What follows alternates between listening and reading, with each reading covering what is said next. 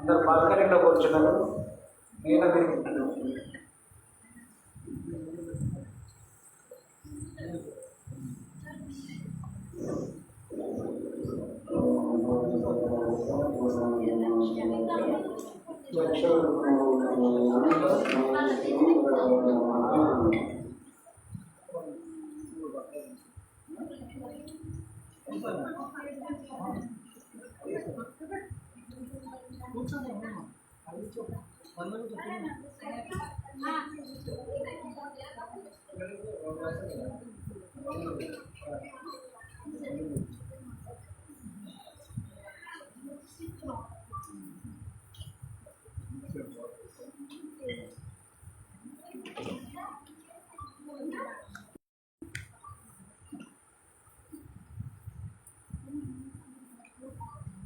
Hare Krishna. So ఈరోజు సాయంత్రం వినేశ్వరం గ్రామం కోదండరామనే సన్నిధికి రావడం, స్వామివారి దర్శనం మరియు మీ అందరి సమక్షంలో కొద్ది రోజులలో జరగబోయేటువంటి క్రమంలో జరగబోయేటువంటి రథయాత్ర గురించి మమ్మల్ని ఆహ్వానించినందుకు ఈ దేవస్థానం చైర్మన్ రామారావు గారికి మరియు స్పెషల్గా లీలావతి మాతాజీ మరియు వెంకటేశ్వరరావు గారికి మరియు ఇక్కడ ఉన్నటువంటి గ్రామస్తులకి, మీరు ఇక్కడ పూజలు చేస్తున్న గ్రామస్తులందరికీ కూడా ధన్యవాదాలు తెలుపుకుంటున్నాం. సో ఎంతమంది అసలు జగన్నాథ స్వామి తెలిసిన వాళ్ళు ఎవరు? జగన్నాథ స్వామి అంటే తెలిసిన వాళ్ళు తెలుసా? విన్నారా జగన్నాథ స్వామి? కొందరు సగమే ఎక్కుతున్నారు, కొందరు సగమే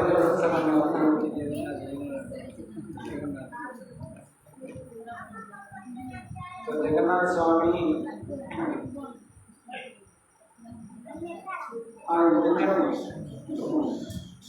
చదివించండి, దించండి.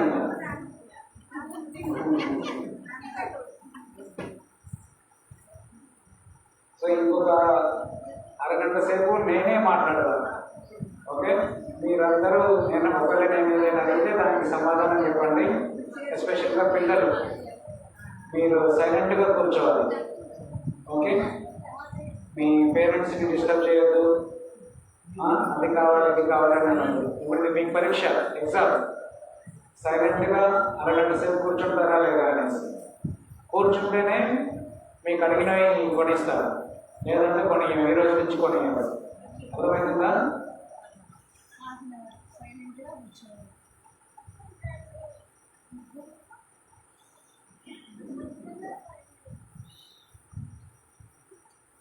మన భారతదేశానికి 4 దిక్కులలో 4 పుణ్యక్షేత్రాలు ఉన్నాయి. వాటిని చార్ధామ్ అని అంటారు. ఏంటివి? చార్ధామ్ అంటే 4 ధామాలు, 4 పుణ్యక్షేత్రాలు. తూర్పున జగన్నాథ స్వామి. చాలా శ్రద్ధగా వినండి, మళ్ళీ అడుగుతూ ఉంటారు మిమ్మల్ని. ఏం పేరు నీ పేరు? మోక్ష. మంచి పేరు పెట్టుకున్నా. తర్వాత అడుగుతాను. సో తూర్పున జగన్నాథ స్వామి ఉంటారు. ఎవరు? జగన్నాథ స్వామి. దక్షిణాన రంగనాథ స్వామి. ఎవరు? రంగనాథ స్వామి.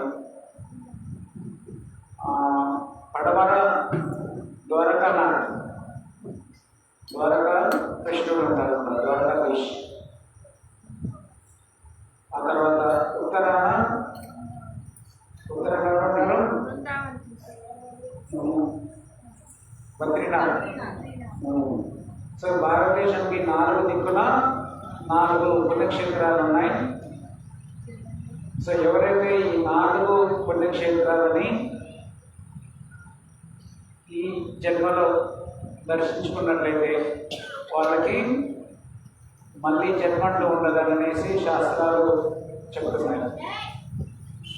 సో ఎవరైనా వెళ్ళారా 4 క్షేత్రాలకి? అన్నీ 4 ఒకటే కదా?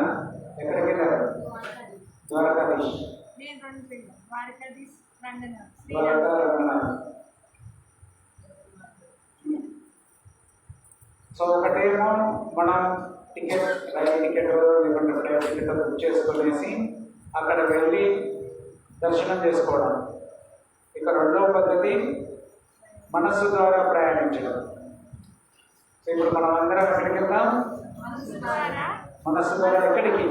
4 ధామాలు ఈ ఒక్కరోజు చెప్పలేము. ఓన్లీ మనం వచ్చిన పని జగన్నాథ స్వామి గురించి చెప్పాలి కాబట్టి ఎక్కడి వరకు వెళ్ళేస్తాం? పూరి. మనకు దగ్గరలో పూరి వరకు వెళ్ళి పూరికి సంబంధించినటువంటి విశేషాలని చెప్పుకొని వస్తున్నాం. అందరూ ఉత్సాహంగా ఉన్నారా వినాలని?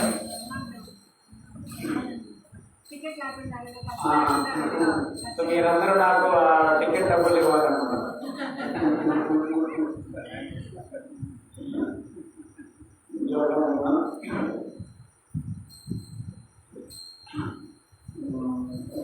అయితే జగన్నాథ స్వామి అనేక కథలు ఉన్నాయి, చాలా లీలలు చేశారు. సో అవన్నీ మనం చెప్పుకోవడం ఇప్పుడు చాలా కష్టం అన్నమాట, అన్ని కథలు. అయితే 1-2 కథలు చెప్పుకునేసి ఆ జగన్నాథ స్వామి యొక్క కొన్ని విశేషాలు చెప్పుకునేసి మనం ఈరోజు కార్యక్రమాన్ని ముగించుకునే ప్రయత్నం చేద్దాం. ఆ తర్వాత అందరికీ కూడా, వచ్చిన వాళ్ళందరికీ కూడా ప్రసాదం ఉంటుంది. సో ప్రసాదం తీసుకొని వెళ్ళాలి. ఓకే.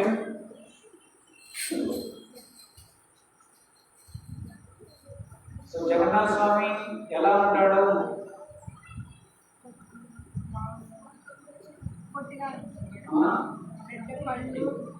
పెద్ద కళ్ళు ఉంటాడు, నల్లగా ఉంటాడు, చేతులు ఇలా ముందుకు చాపి ఉంటాయి అన్నమాట. సో దీనికి స్వామి అలా ఉండడానికి 2 ముఖ్యమైనటువంటి కథలు ప్రసిద్ధి అన్నమాట. త్రేతాయుగం, ద్వాపరయుగం చివరిలో అంతా కూడా ఒకసారి సూర్యగ్రహణం వస్తుందన్నమాట. ఏమైంది? ఏంటి సూర్యగ్రహణం. సో ఇప్పటికి కూడా ఇలాంటి సూర్యగ్రహణం కానీ గ్రహణాలు పట్టినప్పుడు భక్తులందరూ కూడా ఒక పుణ్యక్షేత్రానికి వెళ్ళి లేదా పుణ్యక్షేత్రం నదిలోకి వెళ్ళి అక్కడ నదిలో స్నానం చేసే అలవాటు అన్నమాట మన వైదిక సంస్కృతి ప్రకారం. సో అలా ఒకసారి ఇలా సూర్యగ్రహణం వచ్చినప్పుడు ద్వారకా నుండి కృష్ణుడు, బలరాముడు, సుభద్ర మరియు బృందావనం నుంచి గోపికలు, గోపబాలుడు, యశోదమాయి, నంద మహారాజు, ఆ తర్వాత హస్తినాపురం నుంచి పాండవులు వీళ్ళందరూ కూడా కురుక్షేత్రానికి రావడం జరుగుతుంది. ఎక్కడికి? మోక్ష. వింటున్నావా? ఎక్కడికి వచ్చారు అందరూ? ఇక్కడికి కాదు, కురుక్షేత్రానికి వచ్చారు అన్నమాట. సో ఎప్పుడు కానీ కృష్ణుడు లీలలు చేసినప్పుడు ఆ లీలలలో అందరూ పాల్గొనలేదు. బృందావనంలో లీలలు చేసినప్పుడు ఎవరెవరు ఉన్నారు? నంద మహారాజు, యశోదమాయి, తర్వాత బలరాముడు, వాళ్ళ గోపికలు, బృందావనంలో ఉన్న వాళ్ళు మాత్రమే ఉన్నారు. మరి ద్వారకలో లీలలు చేసినప్పుడు ఎవరు ఉన్నారు? 16,000 మంది భార్యలతోటి అక్కడ ఒక రాజులాగా వ్యవహరించేవాడు అన్నమాట. కేవలం ఈ ఒక్క లీలలోనే అందరూ కలిసి ఉంటారన్నమాట. ఈ కురుక్షేత్రంలో జరిగేటువంటి లీల ఉంది కదా, ఆ లీలలలో బృందావనం వాళ్ళు పాల్గొన్నారు, హస్తినాపురం నుంచి పాండవులు పాల్గొనడం జరుగుతుంది, ద్వారకా నుంచి ద్వారకా రాణులు కూడా పాల్గొనడం జరుగుతుంది. సో ఇది సేవ మరియు ఐశ్వర్యం రెండు భావాలతోటి జరిగినటువంటి లీలలు అన్నమాట. ఇక్కడ ఎక్కువగా బృందావనంలో కూడా ఎలాంటి లీలలు? ఒక మిత్రుని యొక్క రస లేదా వాత్సల్య రస, సేవా రస. కానీ బృందావనంలో ఇప్పుడు కూడా ఐశ్వర్య రసాన్ని, ఐశ్వర్య భావాన్ని చూపించలేదు. కేవలం ద్వారకాలో మాత్రమే ఐశ్వర్య రసాన్ని చూపించడం జరిగింది. సో ఈ కురుక్షేత్రంలో మాత్రం అన్నీ కలిసినటువంటి లీలలు ఉన్నాయి.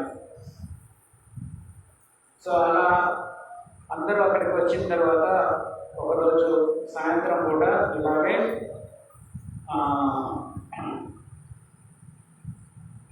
ద్వారకా ఉన్నటువంటి రాజులు కృష్ణుని యొక్క బాల్యం గురించి తెలియదు ఉండగా. సో కృష్ణుడు బాల్యంలో ఎలా ఉండేవాడు అని తెలుసుకోవాలనేసి ఈ బృందావనంలో ఉన్నటువంటి గోపికలందరినీ కూడా వాళ్ళ టెంట్ అంటే ఇప్పట్లో లాగా హోటల్స్ లేవన్నమాట. సో వాళ్ళకి అందరికీ కూడా టెంట్స్ డేరాలు వేసేసి అక్కడ ఏర్పాటు చేసేవాళ్ళు స్టే చేయడానికి, ఉండడానికి. సో అలా ఈ గోపికలందరూ కూడా వీళ్ళని ఇక్కడ పిలిపించుకునేసి వీళ్ళ చేత బాల్య లీలలన్నీ కూడా చెప్పించుకుంటున్నారు అన్నమాట. కృష్ణుడు ఎలా గోవర్ధన పర్వతాన్ని ఎత్తాడు, కృష్ణుడు ఎలా కోతలని సంహరించాడు, కృష్ణుడు ఎలా అనేక మంది రాక్షసుల్ని సంహరించడం జరిగింది, ఎలా ఈ రాధాకు శాంకుండా అవతరణ జరిగింది, గోపికలతో ఎలా రాసనృత్యం చేశారు. ఇలాంటి లీలలన్నీ కూడా వర్ణించడం జరుగుతుంది. సో అలా వర్ణించేటప్పుడు అక్కడ ఉన్నటువంటి 16,000 మంది రాణులందరూ కూడా చాలా శ్రద్ధతోటి వింటున్నారన్నమాట. చాలా వాళ్ళందరూ మైమర్చిపోయారు ఆ లీలను చెప్పుకుంటూ వింటూ. కృష్ణుడు ఎలా కోతులకి వెన్నని దొంగిలించి పెట్టేవాడు, కృష్ణుని ఎలా యశోదమాయి ఏమంటుంది దానికి మోటార్ దానికి కట్టేసేది, కృష్ణుడు ఎలా మన్ను తినేసి ప్రపంచాన్నంతా విశ్వాన్నంతా చూపించాడు. సో ఇలాంటి లీలలన్నింటినీ కూడా చెప్తూ చాలా ఎంతో ఆనందంలో మునిగిపోయారు అన్నమాట. సో ఆ సమయంలో ఫస్ట్ బలరాముడు అక్కడికి రావడం జరిగింది. సో రాగానే వీళ్ళు చెప్పే మాటలు వినడం, తర్వాత వీళ్ళు చెప్పుకునేటువంటి లీలలన్నీ వినేసి బలరాముడికి కృష్ణుడి గురించి ఇంత గొప్పగా చెప్పుకుంటున్నారని అనేసి ఆయనకు చాలా ఆనందం వేసింది అనమాట. సో ఆ ఆనందంలో ఏమైపోయాడంటే తను మర్చిపోయేసి తన కళ్ళు చాలా పెద్దవి చేసుకునేసి తన చేతులు శరీరం అంతా కూడా లోపలికి వెళ్ళిపోయింది అన్నమాట. సో భగవంతుని గురించి ఎవరైతే చాలా శ్రద్ధగా వింటారో వాళ్ళకి ఆనంద పరవశం వస్తుందన్నమాట. సో ఆ ఆనంద పరవశంలో కొన్ని రకాలైనటువంటి గుర్తులు ఉంటాయి. ఒకటేంటి, కళ్ళల్లో నుంచి నీళ్లు రావడం. తర్వాతకి రెండవది వెంట్రుకలు ఇంకపడుచుకొని ఉండడం. తర్వాత నిద్ర ఆహారం అనేది మర్చిపోవడం. ఆనందంతో వాళ్ళకి ఆకలి కూడా ఉండదన్నమాట. ఆ తర్వాత ఇంకా డ్యాన్స్ చేయడం, నృత్యం చేయడం. సో ఇలా రకరకాలైనటువంటి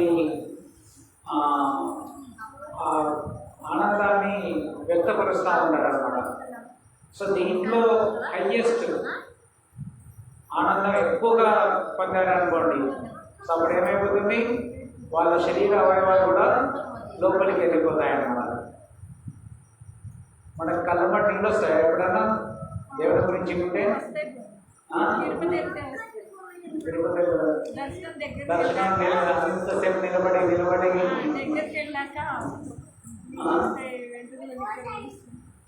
సో అలా బలరాముడు కూడా కృష్ణుని గురించి విని లీలలు విని ఆయనకు ఆనందం ఎక్కువైపోయేసి ఆయన మేమర్చిపోయేసి ఒళ్ళంతా పులకరించేసి ఆయన శరీరం అంతా లోపలికి వెళ్ళిపోయి చేతులు ఇట్లా అయిపోయి కళ్ళు పెద్దలు చేసుకునేసి వింటున్నాడు అనమాట. సో అదే సమయంలో అటుకున్న సుభద్ర కూడా వచ్చేస్తుంది. సుభద్ర అమ్మాయి కూడా అక్కడ సేమ్ ఈ బలరాముడిని చూడటం, మరి వారు చెప్పుకునేటువంటి ఆ లీలలన్నీ వినేసి ఆమె ఇంకా ఎక్కువ, ఆమె చేతులు కూడా లేకుండా చేతులు కూడా లోపలికి వెళ్ళిపోయాయి. ఆ తర్వాత వీళ్ళిద్దరిని వెతుక్కుంటూ కృష్ణుడు వస్తాడనమాట. సో కృష్ణుడు వచ్చేసి ఆయన కూడా ఫుల్ ఆనందంలో ఆయన కళ్ళు పెద్దవి చేసుకునేసి ఆయన కూడా శరీరం కాళ్ళు అన్నీ కూడా లోపలికి వెళ్ళిపోయి చేతులు కూడా ఇట్లా ముందుకు వచ్చి ఉంటాయి అన్నమాట. సో ఇది జగన్నాథ్ కురుక్షేత్రంలో జరిగినటువంటి లీల అన్నమాట. సో ఇంకా రెండవది లీల ఏంటంటే, ఒకనొకసారి ఈ ఒరిస్సా ప్రాంతాన్ని ఇంద్రద్యుమ్న రాజు పరిపాలించడం జరుగుతుంది. ఎవరు? ఇంద్రద్యుమ్నుడు. సో ఆ ఇంద్రద్యుమ్న మహారాజుకి కళలో వస్తాడనమాట జగన్నాథ స్వామి. వచ్చేసి నాకు పెద్ద మందిరాన్ని నిర్మించమని అనేసి ఆయనకి చెప్పడం జరుగుతుంది. సో అప్పుడు ఆ మహారాజు ఏం చేస్తాడంటే విశ్వకర్మని పిలిపించేసి జగన్నాథ స్వామి విగ్రహాలని తయారు చేయమని చెప్పడం జరుగుతుంది. సో విశ్వకర్మ ఏం చేస్తారంటే, సరే మహారాజు ఆజ్ఞ ప్రకారం, ఇంద్రద్యుమ్న మహారాజు ఆజ్ఞ ప్రకారం ఆయన ఒప్పుకుంటారు అన్నమాట. ఒప్పుకొనేసి ఆయన ఒక కండిషన్ పెడతారు, నేను ఒక గదిలో ఉండి ఈ విగ్రహాలను తయారు చేస్తూ ఉంటాను, కానీ నాకు కావాల్సినవన్నీ కూడా మీరు ఆ గదిలోకి పంపించాలి, ఎవరు కూడా ఈ గదిలోకి రావద్దు అని అనేసి. సో ఎప్పుడైతే మీరు ఆ గది తలుపులు తెరుస్తారో ఆ క్షణమే నేను ఆ పని అక్కడితో ఆపేస్తాను, ఇంకో పని ముందుకు చేయబెట్టాను, ముందుకు తీసుకెళ్ళను అని అనేసి చెప్పడం జరుగుతుంది. సో అలా సరే అనేసి ఆ రాజుగారు ఒప్పుకుంటారు. ఆయనకు ఒక గదిలో ఏర్పాటు చేయడం జరుగుతుంది. ఆయనకు రోజు కావాల్సిన 3 పూటల ఆహారం పంపిస్తూ ఉంటారన్నమాట. రకరకాల వంటకాలు వండి విశ్వకర్మకి పంపించడం జరుగుతుంది. అయితే లోపల ఈ విగ్రహాన్ని చెక్కాలంటే చప్పుడు రావాలి కదా, చెక్కుతున్నప్పుడు సుద్ద పెట్టి కొట్టినప్పుడు బయటకు మాత్రం ఏమీ వినిపించదన్నమాట. ఇలా రోజులు గడుస్తాయి, నెలలు గడుస్తాయి, సంవత్సరాలు గడుస్తాయి. ఆయన డోర్ తెరవడు, అయిపోయిందని చెప్పడు, లోపల నుంచి శబ్దం రాదు. ఎవరికైనా ఏమనిపిస్తుంది? వీడు తిని పడుకుంటున్నాడు, రోజు పని చేస్తున్నాడులే, పని ఏం చేయలేదు, మంచిగా తిని 3 పూటల ఫుడ్ పెడుతున్నాం, తిని పడుకుంటున్నాడు అని అనేసి ఇంద్రద్యుమ్న మహారాజు వాళ్ళ భార్య ఆమెకి అనుమానం వచ్చేసి ఒకరోజు వెళ్ళి తలుపులు తెరుస్తున్నాడు. తెలిసే వరకు ఈ జగన్నాథ్ బలదేవ సుభద్ర స్వామి ఇప్పుడు మనం చూస్తున్నటువంటి మూర్తులు ఉంటాయి కదా, సో ఆ మూర్తులు ప్రకటన అక్కడ కనిపిస్తాయి. అంటే ఆయన రోజు స్వామిని చెక్కుతూ తయారు చేస్తున్నాడు. సో ఎప్పుడైతే ఈమె గుండీచా, ఆమె పేరు గుండీచా దేవి అనమాట. సో గుండీచా దేవి ఎప్పుడైతే తలుపులు తెలిసిందో ఏమైపోయింది, అక్కడ నిలిపేసేసి ఆ విశ్వకర్మ వెళ్ళిపోతాడన్నమాట. సో ఇప్పుడు ఇంద్రద్యుమ్న మహారాజుకి పెద్ద బాధ. ఎందుకు? ఆ విగ్రహాలు సగంలో ఆగిపోయిన వాటికి పూజించరాదన్నమాట. ఏమైనా ఇది అపరాధం. ఏదైనా విగ్రహాలకి ఏమైనా విరిగిపోయినా, లేకపోతే వాటి యొక్క రూపం సరిగ్గా లేకపోయినా, వాటి యొక్క రూపం పూర్తిగా తయారు కాకపోయినా వాటిని ఆరాధించరాదన్నమాట. సో ఈ ఇంద్రద్యుమ్న మహారాజుకి బెంగ పెట్టుకునేసి ఆయన, అయ్యో అపరాధం జరిగిపోయింది, ఇప్పుడు ఎలా వీటిని పూజించేది అని అనేసి ఆయన చాలా బాధతో ఉంటాడు. సో తర్వాత జగన్నాథ స్వామి పిల్లలకు వచ్చేసి, నాకు ఇలానే ఉండాలి, ఇలానే నీవు ప్రతిరోజు కూడా నిత్యం కూడా పూజలు చేయాలి అనేసి చెప్తే మళ్ళీ తీసుకొచ్చేసి స్వామిని అక్కడ స్థాపించేసి ప్రతిరోజు జగన్నాథ స్వామికి బలదేవ సుభద్రానికి పూజలు ఈరోజు కూడా జరుగుతూ ఉంటాయన్నమాట. సో ఇవి 2, ఇంకా చాలా కథలు ఉన్నాయి, కానీ ప్రస్తుతానికి 2 కథలు చాలు. మళ్ళీ ఎప్పుడైనా అవకాశం కలిగినప్పుడు రాములవారి స్వామివారు రూపకలిస్తే మళ్ళీ మీ ఊరికి వస్తాం. మీ ఊరికి వచ్చినప్పుడు మళ్ళీ ఈ కథలు చెప్తున్నాం. సో ఇవి 2 ముఖ్యమైనటువంటి లీలలు అన్నమాట. తిరుపతిలో స్వామి ఏం చేస్తాడు? వెంకటేశ్వర స్వామి. స్వామి అంటే వెంకటేశ్వర స్వామి ఏం చేస్తాడు? పైసలు, డబ్బులు వసూలు చేస్తాడు. గుర్తుపెట్టుకోవాలి ఎక్కడెక్కడ స్వామి ఏమేమి పనులు చేస్తాడు. అలాగే రంగనాథులో, శ్రీరంగంలో ఏం చేస్తారు? నిద్రపోతాడు అన్నమాట. తర్వాత పూరిలో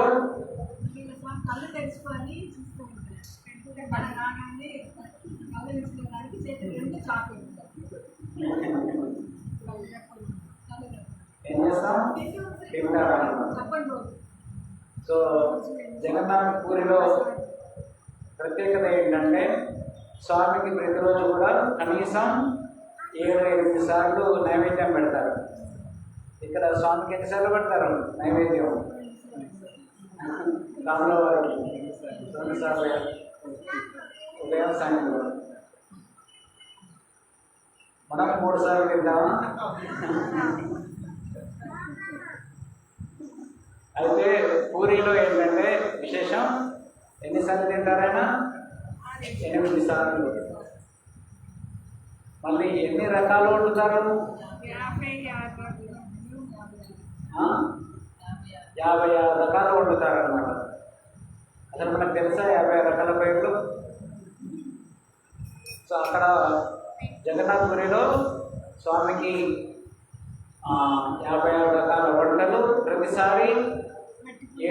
అంటే రోజులో 7-8 సార్లు వండుతారు. ప్రతిసారి ఆ వంట గిన్నెలు కొత్తవే అన్నమాట, అంటే మట్టి కుండలలో వండుతారు.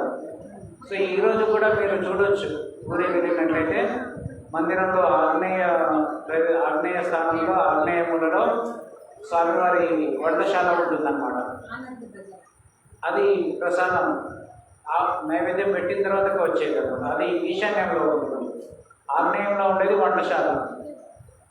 సో అక్కడ ప్రత్యేకత ఏంటంటే వాళ్ళు ఒక గిన్నె మీద ఇంకొక గిన్నె ఇట్లా పేర్చి పెడతారనమాట. కుండ మీద కుండ పెట్టేసి కింద మంట పెట్టేసి అందరూ కూడా అక్కడ ఉండేటువంటి వంటశాలలో ఉండేటువంటి ఆ బ్రాహ్మణులందరూ కూడా ఏం చేస్తారంటే బయటకు వచ్చేసి తలుపు పెట్టేస్తారు. తర్వాత వాళ్ళకి ఎప్పుడు లోపలికి పోయి తలుపు తీయాలనిపిస్తే అప్పుడు వెళ్ళి వాళ్ళు తలుపు తీస్తారు. తలుపు తీసినప్పటికీ వండి రెడీ అయిపోయి ఉంటుంది అన్నమాట. సో ఒకరోజు కూడా అది మాడిపోవడం కానీ ఏమంటే ఒకరోజు ఒకసారి ఉడకకుండా ఉండడం కానీ జరగదు. విశేషం ఏంటంటే ప్రతిరోజు కూడా ప్రతి వంటకి అక్కడ లోపల వీళ్ళు ఎప్పుడైతే బయటికి వస్తారో పూజారులు వంట చేసేవాళ్ళు, లక్ష్మీదేవి స్వయంగా అక్కడికి వచ్చి ఆమెనే వంట చేస్తుందంట. సో మనం చూడొచ్చు ఆ వంటశాలని, అందరూ బయటకు వచ్చేస్తారు. చాలాసార్లు వెళ్ళాము అక్కడ ఈ వంట జరిగే సమయానికి. సో మనం ఓన్లీ బయట నుంచి ఇట్లా తిరిగి చూసి రావచ్చు అనమాట. లోపల అన్ని తలుపులు వేసి ఉన్నాయి, ఎవరు ఉండరు లోపల. ఇంకొక విశేషం ఏంటంటే పైన మందిరం పైన జెండా ఉంటుంది. సో ఆ జెండా గాలి ఒకవైపు వీస్తుంటే జెండా ఇంకొక వైపు కదులుతుంది అన్నమాట. సో తూర్పుకు గాలి వీస్తుంది అనుకోండి, పడమర నుంచి తూర్పుకు వీస్తుంటే జెండా ఎటువైపు ఉంటుంది, తూర్పు నుంచి పడమరకి కదులుతూ ఉంటుంది ఆపోజిట్లో. పైన చక్రం ఉంటుంది, విష్ణు చక్రం. అది స్వయంగా విష్ణు స్వామి యొక్క చక్రం అన్నమాట, విష్ణుమూర్తి యొక్క చక్రం, సుదర్శన చక్రం. సో ఆ సుదర్శన చక్రం మీరు పూరిలో ఎటువైపోయినా వెళ్ళండి, 360 డిగ్రీలు మీరు ఎటు వెళ్ళినా కానీ ఆ చక్రం మీ వైపే ఉంటుందన్నమాట. తెలుసా ఇవన్నీ? ఎవరైనా కట్టగలరా ఇప్పుడు అట్లాంటి మందిరాలు?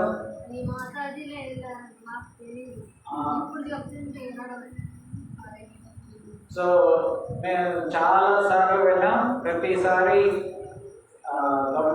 పరీక్ష చేసాం. ప్రతిసారి మాకు ఇలాగే అనుభూతులు కలిగాయి అన్నమాట.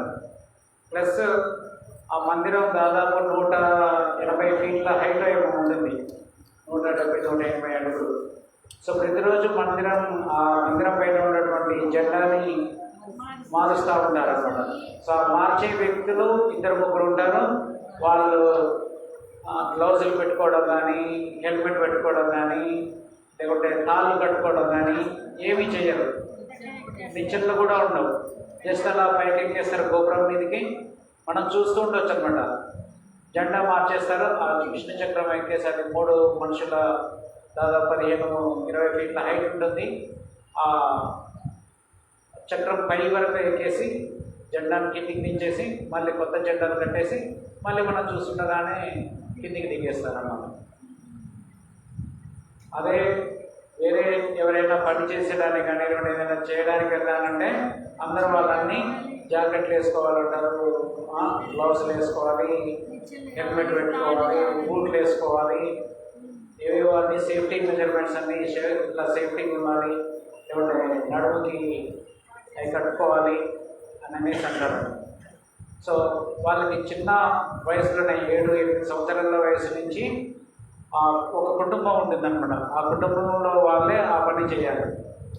సో వాళ్ళకి అప్పటి నుంచే ట్రైనింగ్ ఇస్తారు, పైకి ఎక్కడం మళ్ళీ కిందికి దిగడం. సో ఇంకా వాళ్ళ జీవితాంతం కూడా వాళ్ళ సేవ అదే. సాయంత్రం కాగానే ఆ మందిరం పైకి ఎక్కడం, జెండాలు మార్చేసి రావడం, సేవ. వాళ్ళకి ఆ సేవనే జీవితాంతం.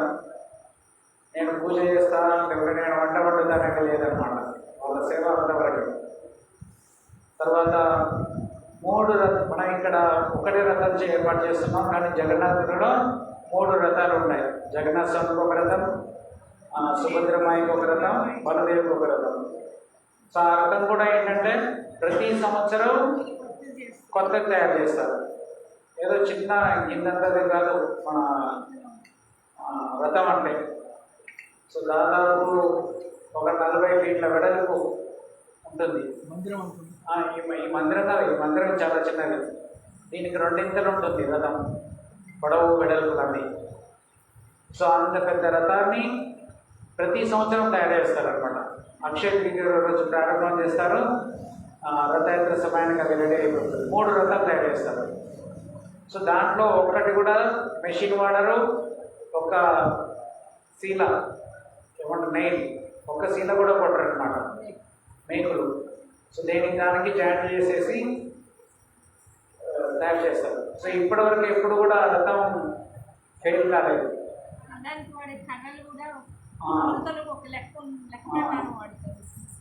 ఆ తర్వాత ఎప్పుడు వాళ్ళకి స్కెచ్లు ఏమి ఉండవు.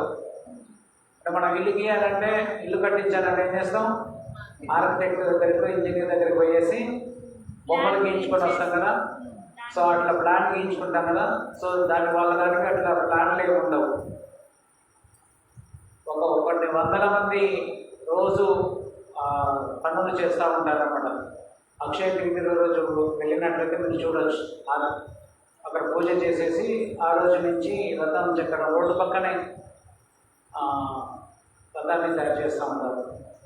అక్షయ తృతీయ అంటే మన వైశాఖ మాసంలో అయిపోతుంది. సో ఇంకా ఇలాంటివి చాలా చాలా కథలు ఉన్నాయి, లీలలు ఉన్నాయి. ముఖ్యంగా ప్రసాదాలకు సంబంధించి చాలా లీలలు ఉన్నాయన్నమాట. సో మాయాపూర్లో కూడా మన ఇస్కాన్ ఆధ్వర్యంలో రాజాపూర్ అనే ప్రదేశంలో జగన్నాథ్ మందిరం ఉంది. అక్కడ కూడా రథయాత్రను నిర్వహిస్తాము. సో అక్కడ ఉన్నటువంటి జగన్నాథ స్వామి కొంచెం స్పెషల్ అన్నమాట. 1-2 కథలు చెప్పేసి ముగించేద్దాం. సో అక్కడ చుట్టుపక్కల చాలామంది ముస్లిమ్స్ ఉంటారు, జగన్నాథ్ రాజాపూర్ మందిరం చుట్టుపక్కల. సో పూజారి ఒకసారి ఏం చేస్తారంటే, సాయంత్రం పూట ఇలా ఆరతి అయిపోయిన తర్వాత అందరికీ ప్రసాదం పంచుతూ ఉంటాడు అనమాట. సో ఒకతను ముస్లింని నేను తీసుకోనాను అనేసి అంటాడు. సరే అనేసి పూజారి వెళ్ళిపోతాడు. సో తెల్లారి ముస్లిం అతను మళ్ళీ వచ్చేసి పూజారి దగ్గరికి వచ్చేసి నాకు ప్రసాదం పెట్టండి అని అడుగుతాడు. అంటే నిన్న వద్దన్నావు కదా, మరి ఈరోజు అడుగుతున్నావు ఏంటి అని అంటాడు. అంటే రాత్రి ఇంటికి వెళ్ళిన తర్వాత ఒక 2 వ్యక్తులు వచ్చారు. ఒక ఆయన నల్లగా ఉన్నాడు, ఇంకొక ఆయన తెల్లగా ఉన్నాడు. ఇద్దరు వచ్చేసి దవడలు పలగొట్టారు, ప్రసాదం తినవా అని అనేసి. సో అందుకనేసి నేను వాళ్ళకి చెప్పాను, లేదు ప్రసాదం తీసుకుంటాను అనేసి. ఇక రోజు అప్పటి నుంచి ఆయన బ్రతికినంతకాలం రోజు వచ్చి జగన్నాథ్ ప్రసాదం తీసుకునేవాడు అన్నమాట.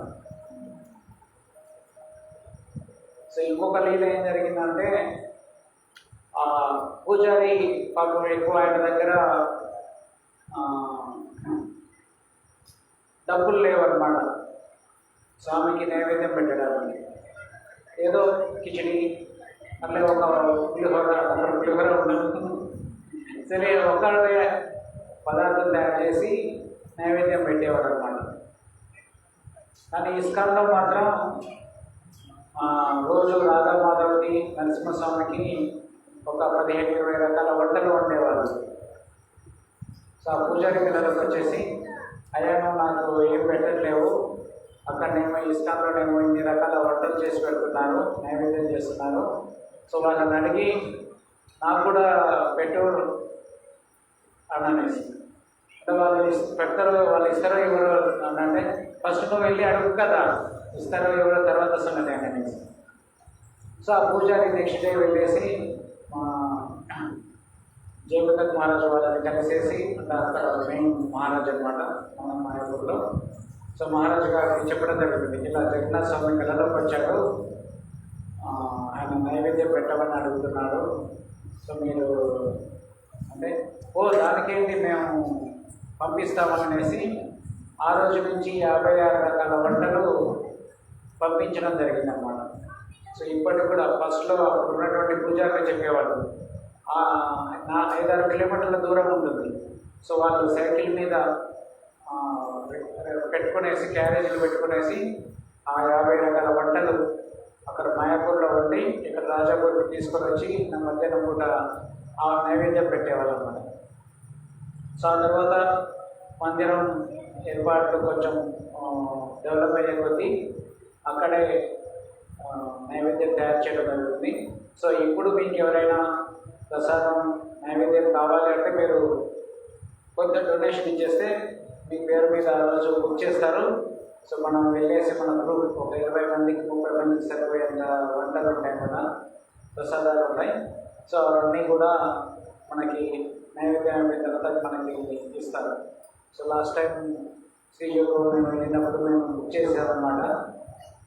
నల్గొండ నుంచి ఒక మాతాజీ వాళ్ళు వేసుకునే వాళ్ళు తీసుకెళ్తే సో వాళ్ళకి అందరికీ ఒక 20 మందికి వడ్డించారన్నమాట.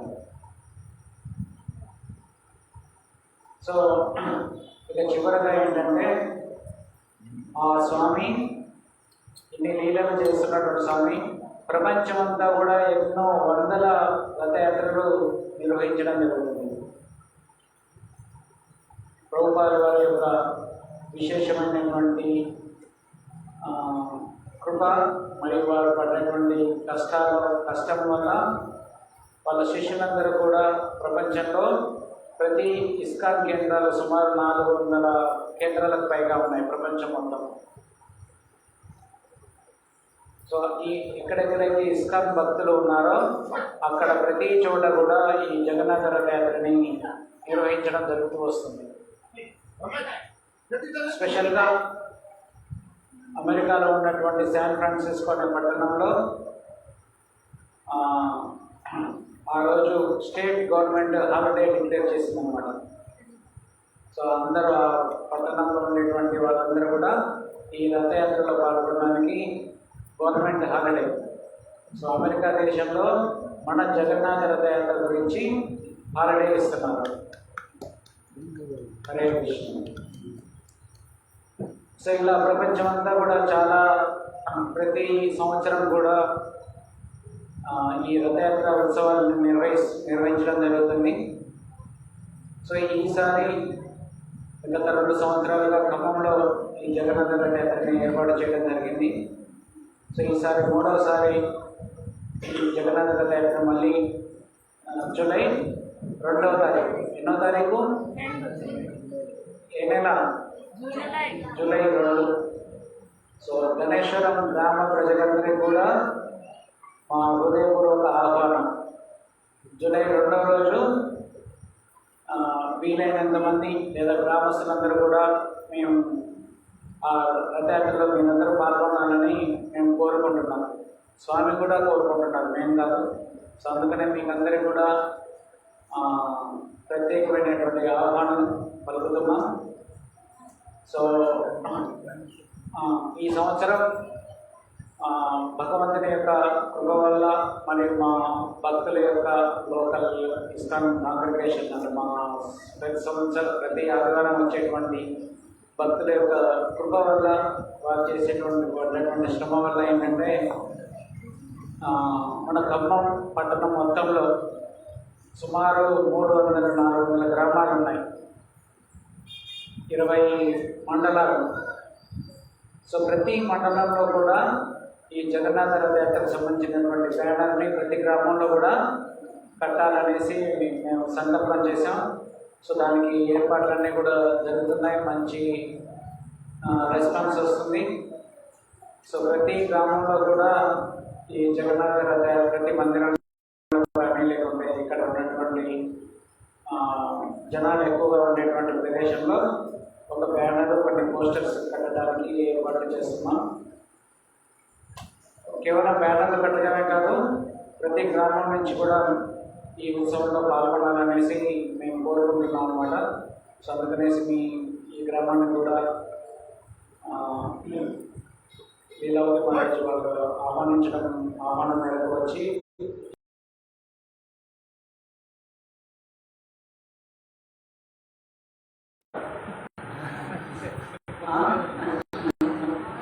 బస్సు లేవా?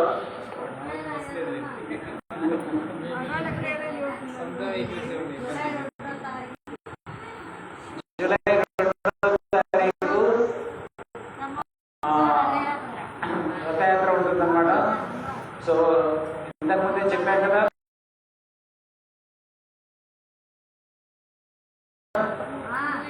స్వామివారు నైవేద్యం నిండా పెడతారన్నమాట. సో మీరు మళ్ళీ మాకు ఫుడ్ ఎవరు పెడతారు, మేము అక్కడికి వస్తే ఎట్లా అని అనుకోకండి. మంచిగా కడుపు నిండా 2 పూటల భోజనం ఏర్పాటు చేస్తున్నాం. సో మళ్ళీ సాయంత్రం 7 వరకు కార్యక్రమం అయిపోతుంది. 7-8 లోపల మళ్ళీ మీరు తిరిగి మీ ఊరికి వచ్చేయచ్చు. సో 10 కిలోమీటర్లే దూరం.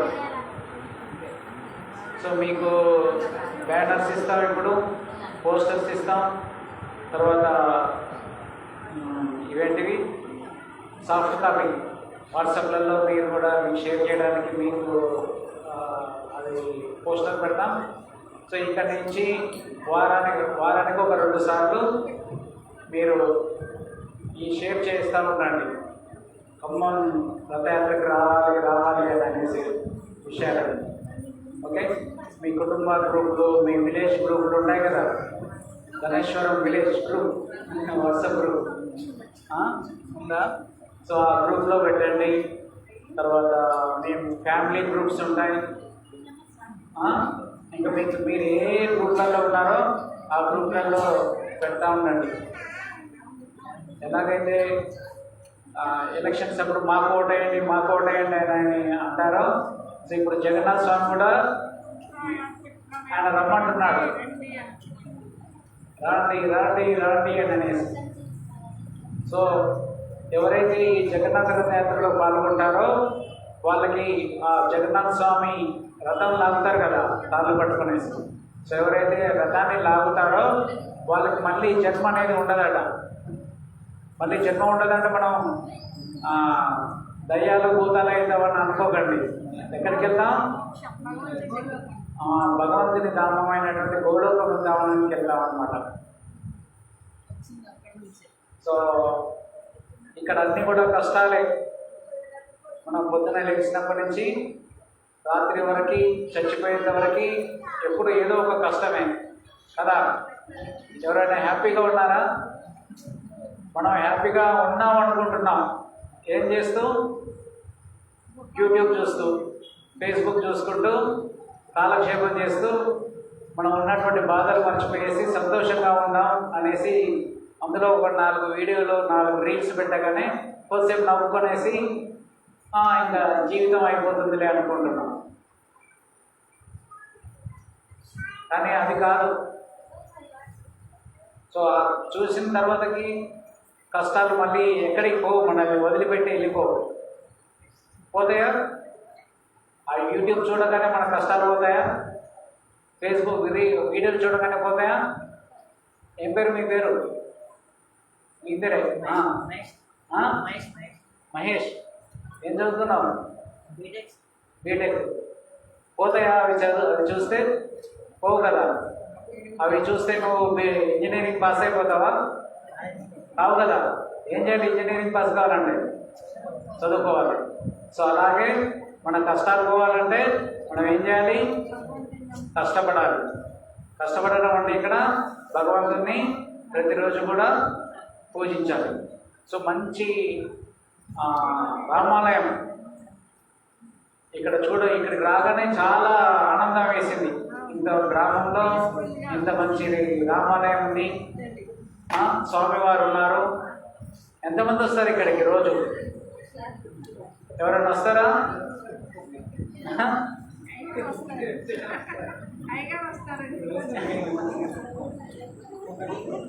మిమ్మల్ని కాదు, వీళ్ళని, ఊళ్ళో వాళ్ళని. వస్తారా? ఎవరు రారు.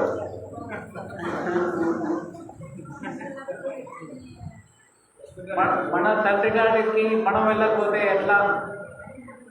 రామచంద్రులు ఎవరు?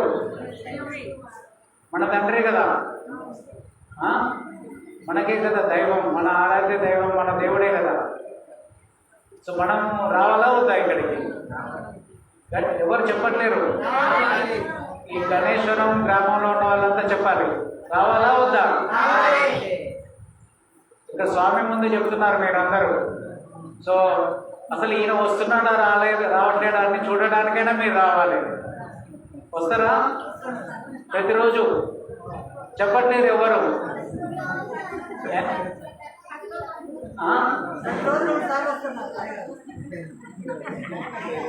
మీ ఎంత 10 అడుగులు వేస్తే గుడి, అంతే కదా. కిలోమీటర్ల దూరం ఉందా? ఏం లేదు కదా. లేదు కానీ ప్రభుజీ ఇక్కడ అలవాట్లు ఎట్లుంటాయంటే ఇల్లంతా శుభ్రం చేసుకోవాలి, తలస్నానం చేయాలి, బట్టలన్నీ ఉతుక్కోవాలి, చాలా నియమాలు ఉంటాయి ఇక్కడ. ఎవరు చెప్పారు? వీళ్ళు పెట్టుకున్న నియమాలు, ఏం పెట్టుకున్న నియమాలు అవి. అలా ఏం లేదు. స్నానం చేసి ఫస్ట్ రాండి. జైపూర్ అని రాజస్థాన్లో, అది మన తెలంగాణకి హైదరాబాద్ ఎలాగో ముఖ్య పట్టణమో, జైపూర్ రాజస్థాన్కి హెడ్ క్వార్టర్స్ అన్నమాట, ముఖ్య పట్టణం. సో ఆ జైపూర్లో ఉన్నటువంటి ప్రతి ఒక్కరు కూడా శ్రీనాథ్ ఈరోజు కూడా ప్రతి ఒక్కరు వచ్చి దర్శనం చేసుకొని దండ పెట్టుకొని ఒకసారి వెళ్ళిపోతారు. రోజులో ఒక్కసారైనా దేవుడి దగ్గరికి వచ్చి దండం పెట్టుకొని వెళ్తారు. అక్కడ ఉన్నటువంటి ప్రతి ఒక్కరు కూడా ఆ పట్టణంలో ఉన్నటువంటి ప్రతి ఒక్కరు. సో మీ పట్టు అని ఒక 50 అడుగులు వేస్తే మీ ఇల్లులు. సో రోజు ఈయన వస్తున్నాడా రావట్లేదని మీరు పరీక్షించి పెట్టాలి ఆయనకి. సో మీరు ఇప్పుడు స్వామిని మనం పట్టించుకోలేదనుకోండి, స్వామిని మనం చూడలేదనుకోండి, ఏం చేస్తాడు స్వామి? ఎలాగైతే అయోధ్య నుంచి 500 సంవత్సరాలు వెళ్ళిపోయాడు, మనం ఎవరం పట్టించుకోలేదు. సో అందుకనేసి ఏం చేసాడు స్వామి? వెళ్ళిపోయాడు. చివరికి ఎంతవరకు వచ్చేసింది, మన మందిరాన్ని కూడా కూలగొట్టేశారు మన కళ్ళ ముందే. సో ఇప్పుడు మళ్ళీ ఏదో మనం చేస్తున్న కొద్ది గొప్ప భక్తి వల్ల, ఇప్పుడు ఉన్నటువంటి సమాజంలో భక్తి వల్ల మళ్ళీ అక్కడ మందిర నిర్మాణం జరిగింది. సో ఇక్కడ మీకు మీ గ్రామంలో మంచి మందిరం నిర్మించడం జరిగింది. ఎన్నో కష్టాలు పడ్డారని విన్నాం మందిరం నిర్మించడానికి. చాలా కష్టాలు పడ్డారంట. సో అలాంటి కష్టాలు పడ్డప్పుడు స్వామి కూడా ఇక్కడ ఉన్నాడు. ఒక్క 5 నిమిషాలే జస్ట్ ఇట్లా వచ్చేసి కళ్ళు మొత్తం దండం పెట్టుకొని వచ్చి వెళ్ళిపోవచ్చు. సో మిమ్మల్ని అందరినీ కూడా కోరేది ఏంటంటే, రిక్వెస్ట్ చేసేది ఏంటంటే, దయచేసి మీరు మందిరాలకి రండి, స్వామివారిని దర్శించుకొని వెళ్ళండి ప్రతిరోజు. అమ్మలు, ఓ అమ్మలు వింటున్నారా? హరే కృష్ణ. వస్తారా అందరూ గుడికి రోజు? ఎవరు చెప్పట్లేరు. దేవుడు వేరే షాప్లోకి వెళ్తారా రోజు సాయంత్రం కాగానే? సో మిమ్మల్ని అందరినీ కూడా కోరేది ఏంటంటే, ప్రతిరోజు రండి, స్వామి ఇక్కడ దర్శనం చేసుకోండి, స్వామివారిని ప్రార్థించండి. సో ఇలా రోజు దర్శనం దండం పెట్టుకొని పోవడం కూడా మనకి చాలా మంచి కలుగుతుంది, శుభం కలుగుతుంది అన్నమాట. మన కష్టాలన్నీ కూడా పోతాయి. సో మీ గణేశ్వరం, మన గణేశ్వరం మీ అందరికీ కూడా మేము కోరేది ఏంటంటే, ఎక్కడికి పోయినా మేము ఇదే చెప్తాం. ప్రతి ఊర్లో మన భారతదేశంలో రాముల వారి గుడి ఉంటుంది, శివాలయం ఉంటుంది, హనుమాన్ గుడి ఉంటుంది. కానీ దురదృష్టం ఏంటంటే, మనం అందరం హిందువులమే, కానీ ఎవరు కూడా గుడికి రాము. వేరే వాళ్ళు ఆదివారం రాగానే ఎక్కడికి వెళ్తారు? మరి వాళ్ళని చూసినా నేర్చుకోవాలి కదా. నేర్చుకోవాలా వద్దా? వాళ్ళని కూడా చూసి నేర్చుకుంటలేము. మళ్ళీ తర్వాత మన భూములన్నీ కబ్జా చేసేస్తారు ఎవడో, మన రాముల వారి భూమి అంతా పోయింది, అప్పుడు ఏడుస్తాం, ఓ మా భూమి, మా స్వామి భూమి పోయింది అని. సో ఎప్పుడు మనం ఇక్కడికి వస్తూ ఉంటుంటే, మనం కాపలా దాస్తూ ఉంటుంటే నిలబడుతుంది. ఓకే, సో కాబట్టి అందరూ కూడా ఇక్కడ మంచి రామాలయం కట్టారు, ప్రతిరోజు రండి రామాలయానికి, స్వామివారిని దర్శించుకోండి. జూలై 2 మాత్రం ఎక్కడికి రావాలి? ఖమ్మం. ఎందుకు రావాలి? జగన్నాథ రథ యాత్ర. సో మేము మిమ్మల్ని గుర్తుపట్టకపోయినా కానీ ఒకసారి చెప్పండి, మేము ఇట్లా గణేశ్వరం తాలూకు గణేశ్వరం విలేజ్ వాళ్ళం, మీరు వచ్చి మమ్మల్ని రమ్మన్నారు అనేసి. సో మీకు సేవలు ఉన్నాయి, మంచిగా స్వామివారి సేవలలో పాల్గొనవచ్చు, మంచి ప్రసాదం ఉంటుంది, ప్రసాదం అంతా కూడా స్వీకరించవచ్చు. ఓకే, హరే కృష్ణ. ఇంకేమైనా తెలుసుకోవాలనుకుంటున్నారా, అడగాలనుకుంటున్నారా? ఏమైనా ప్రశ్నలు ఉన్నాయా? సో ఇంకొక చివరగా మీకు అందరినీ కోరుకునేది ఏంటంటే, ప్రతిరోజు కూడా మీరు నాతో పాటు ఒకసారి గట్టిగా అందరూ చేతులు పైకెట్టేసి నేను చెప్పేది చెప్పండి. చేతులు పైకెట్టారు. హరే కృష్ణ. గట్టిగా చెప్పట్లేరు. ఇక్కడ మీరు చెప్పేదానికి మీ ఊర్లో వాళ్ళందరూ అరే ఇక్కడ రామాలయంలో ఏమో జరుగుతుంది అని అనేసి ఇక్కడికి రావాలి, అంత గట్టిగా చెప్పాలి. చెప్పండి, హరే కృష్ణ. ఇంకా కొంచెం గట్టిగా, హరే కృష్ణ కృష్ణ కృష్ణ హరే హరే. అమ్మ మాతాజీలు మీరు కొంచెం ఆపండి, వాళ్ళు అసలు నోట్లో బెల్లం గడ్డ పెట్టుకున్నట్టున్నారు, వాళ్ళు పలకనే పలకట్లేదు. లేకుంటే ఇంకేమైనా పెట్టుకున్నారా? గట్టిగా చెప్పండి నాతో పాటు. ఓన్లీ ఇప్పుడు ప్రభుజీలే మగవాళ్ళే చెప్తారు, హరే కృష్ణ. ఇంట్లో ఏదైనా మీరు గట్టిగా మాట్లాడతారు, ఇక్కడికి వచ్చే వరకు మీరు గట్టిగా మాట్లాడరా? గట్టిగా చెప్పండి, హరే కృష్ణ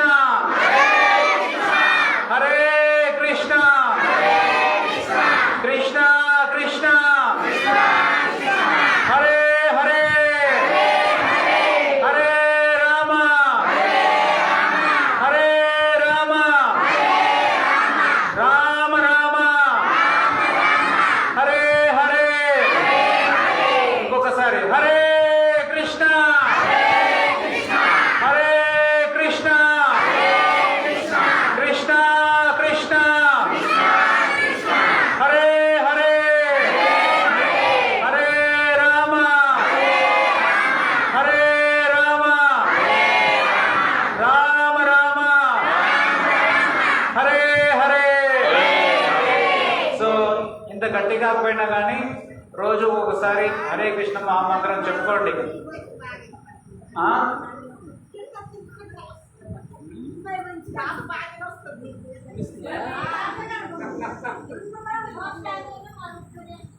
ఒక 10 నిమిషాలు ఫస్ట్ ఒకసారి చూపిద్దామా?